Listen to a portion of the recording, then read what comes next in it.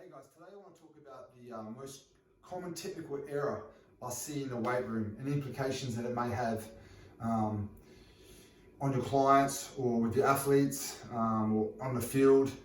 And that's excessive anterior pelvic tilt whilst under load or whilst doing the exercise. Now, I'm not talking about anterior pelvic tilt as a posture because, believe it or not, majority of us have slight anterior pelvic tilt. I'm talking about excessive anterior pelvic tilt.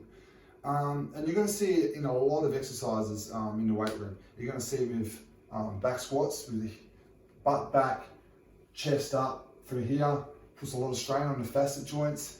You're going to see it with your RDLs, shoulders together, jamming back through here. You're going to see it with shoulder presses, like this.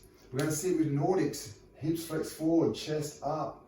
You're going to see it on ab rollouts. Ab rollouts is a huge one you always see. Now, why do athletes do this? I think you can actually lift quite a heavy load doing it like this, but obviously you're putting a lot more joint stress and you're not actually, activating the muscles in the most correct way. You're not training in the most optimal fashion. And obviously as coaches, we want to be able to avoid injury. Which obviously puts a lot more stress on the back in a lot of these positions. But we also want to, get transferred to the field, or transfer might be just grow your muscles bigger, or you might want to have a goal of just getting stronger, but obviously without injury. And the other thing, one of the main reasons I think we also see this is because some people just don't know technique. So we need to cue technique better. So if you're hinging, we want to have that rib cage down over a neutral pelvis and maintaining this position throughout the movement.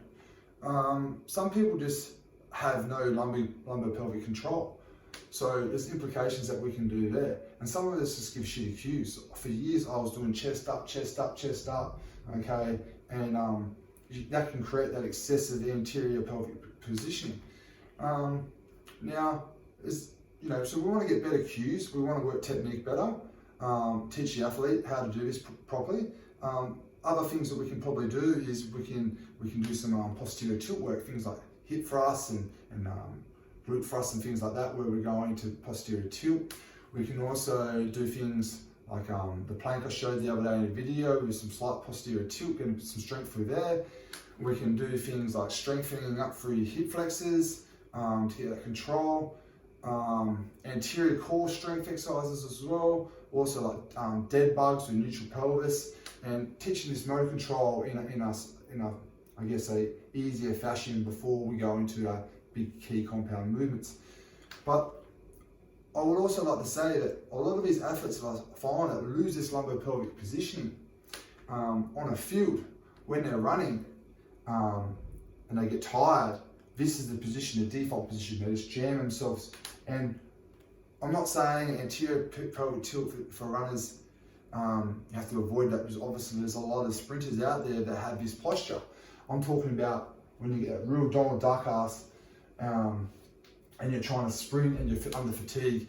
You might be able to run fast, but as it's not a biomechanical model that we should be chasing as a field sport athlete, because it's not a robust method. Okay, we want more of a neutral type pelvis. I think it's one of the attractors of running for Franz Bosch as well. So if you can't hold this position in a weight room in a slow velocity fashion under force, it's highly likely that you can't do it on the field. And if that's happening, it's probably more likelihood of straining a hamstring or having some other soft tissue problems. So in the weight room, let's get a bit more neutral pelvis, let's work on our technique, and hopefully we get better transfer to the field, less likely to get injured, and hopefully that's also going to help with your running and your posture when running. And then also you might have to also add some running drills before your sprints and all that to work on this posture. Thank you. I hope you got something out of that. Let me know. Thank you.